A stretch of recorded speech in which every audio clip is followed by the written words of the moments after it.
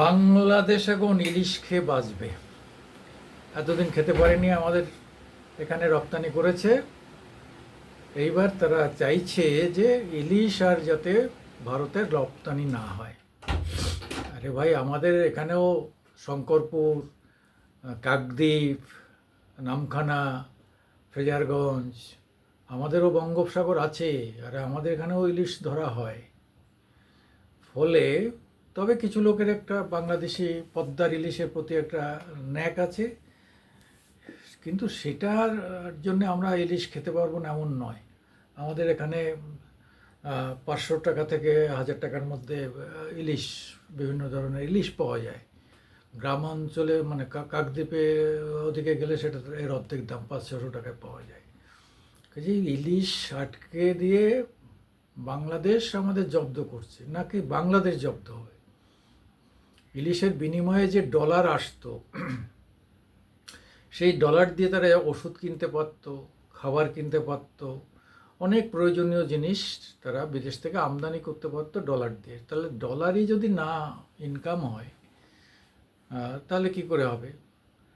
এবং আমাদের প্রায় $21 বিলিয়ন যে মানে রপ্তানি হয় ওখানে, সেটা আপাতত অনেকটাই বন্ধ হয়ে গেছে। এবং এই রপ্তানিটা টোটাল বন্ধ হয়ে গেলে ওখানে তো ভয়ঙ্কর একটা হইচই হয়ে যাবে, খাবারই পাবে না।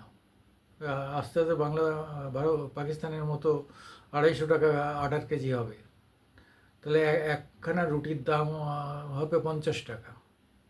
হ্যাঁ, এরকম 10টা রুটি না হলে একজন খেতে পারবেন, 500 টাকা না হলে পেট ভরবে না। এই যদি একটা পরিবারের 5 জন থাকলে, তাহলে প্রত্যেকদিন 2500 টাকার আটা লাগবে। এরকম জায়গায় যাচ্ছে। হ্যাঁ, যদি চীন তো চীন মাল পাঠায়, কিন্তু চীনের সঙ্গে তার কোনো বর্ডার নেই।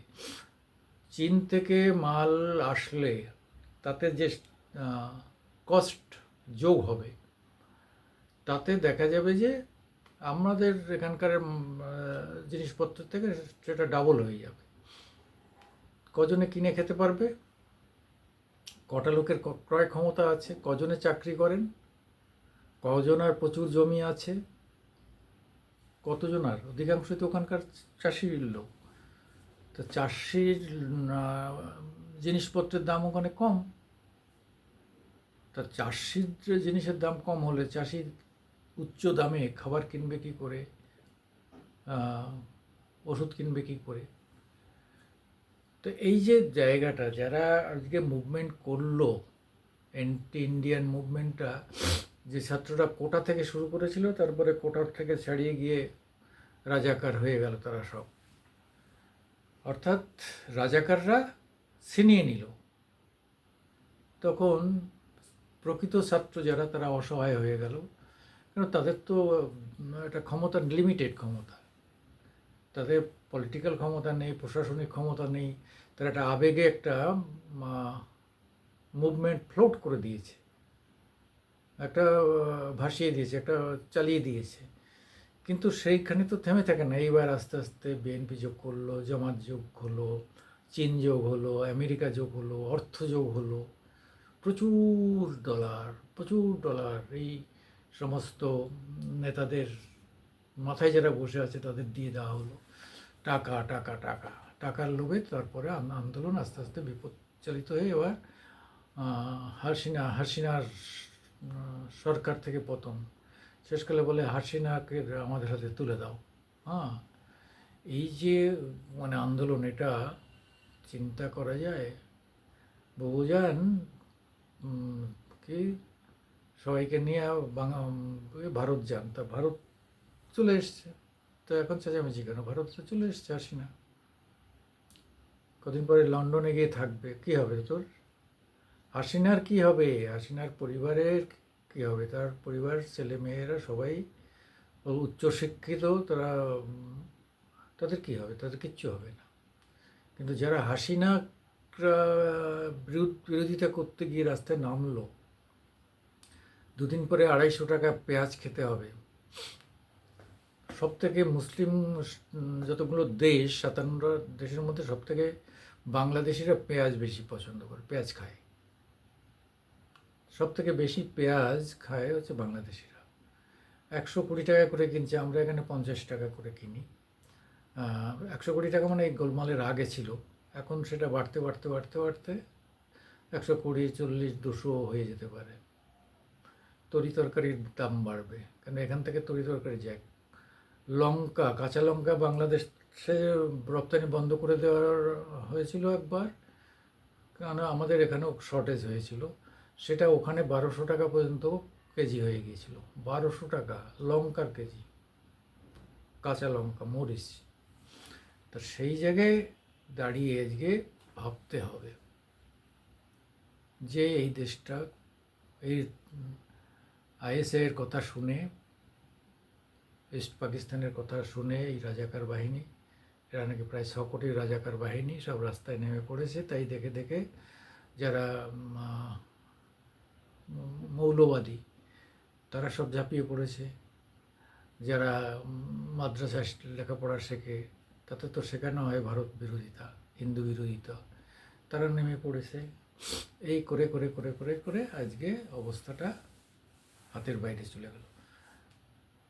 মানে আমি বলছি তো যে 6 মাস পরে, আগামী 6 মাস 1 বছরের মধ্যে বাংলাদেশের পরিস্থিতি কোথায় গিয়ে দাঁড়ায় সেটা দেখুন, কোথায় গিয়ে দাঁড়ায়। আর আমেরিকার সরকার পাল্টাতে দিন না, তারপরে খেলাটা দেখুন ভারত কি খেলা খেলে। হ্যাঁ, বাইডেন সরকার তো পাল্টাবে, কমলা হ্যারিস আসুক আর ট্রাম্প আসুক, তারপরে দেখবেন ভারতের খেলাটা কোথায় চলে। আরে বাবা, তোমার তোমার সে ক কোটি লোক, তোমার 20 কোটি লোক আমি ধরে নিলাম, তারও কম, 16 কোটি সম্ভবত, 16 কোটি লোক। এখানে 142 কোটি, সারা পৃথিবীতে সব থেকে বড় দেশ, 142 কোটির দেশ। তো 142 কোটির দেশের লোক তোমরা 14-15-16 কোটির লোকজন নিয়ে চ্যালেঞ্জ করছো তোমাদের। কই পিনাকি ভরসাস কোথায় গেল? ভারতের পণ্য বর্জন করো। তো বর্জন করে করে কি হয়েছে? বর্জন করেছো, এখনও বর্জন করছো। দেখো, আরে ও তো বিদেশে থাকে, ওর তো আর কিছু যায় আসে না। পেঁয়াজ 500 টাকা হলে ওর তো কিছু যায় আসে না, কেন? ও তো বিদেশে থাকে, জার্মানে থাকে। তা ও ওখানেও মার খাবে, ওই জার্মানে যেখানে আছে না, বিদেশে যেখানে আছে ওখানেও মার খাবে। কেন সারা পৃথিবী জুড়ে এই যে হিন্দুদের উপর অত্যাচার হয়েছে ভারতবর্ষে এই প্রথম, সারা পৃথিবী জুড়ে যেখানে হিন্দুরা আছে সেখানেই তারা বিদ্রোহ ঘোষণা করেছে, সেখানে মিছিল করেছে, সেখানে তারা ব্যাপক জনসমাবেশ করেছে, সেই দেশের রাষ্ট্রদূতদের চাপ সৃষ্টি করেছে। এটা কিন্তু আগে কোনো দিন হয়নি, বিফোর দ্যাট কোনো দিন হয়নি। তারপর এখানে কেন্দ্রেও একটা হিন্দুত্ববাদী সরকার রয়েছে, তারা ছেড়ে দেবে? ছেড়ে দেবে না। 71-এর ঘটনা পুনরাবৃত্তি ঘটবে, কিন্তু আমরা একটু অপেক্ষা করছি এই কারণে যে ওখানকার জনসমর্থনটা, যারা অ্যান্টি ইন্ডিয়ান, তারা কোথায় যায়, তাদের পরিণতিটা না দেখে এগোনো উচিত হবে না। তাদের পরিণতিটা দেখা যাবে। সাধারণ মানুষ যখন 200 টাকা চাল, 250 টাকা আটা কিনবে না পাকিস্তানের মতো, তখন তারা বুঝবে যে না খেয়ে মরার ঠেলাটা কোথায়, তখনই খেলাটা জমে যাবে। যাই হোক, আমি আপনাদের সামনে মোটামুটি মানুষ নিয়ে আসি। আমার নাম সুকুমার দেবনাথ। আপনারা আমাদের একটু লাইক দেবেন, শেয়ার করবেন এবং সাবস্ক্রাইব করবেন। নমস্কার।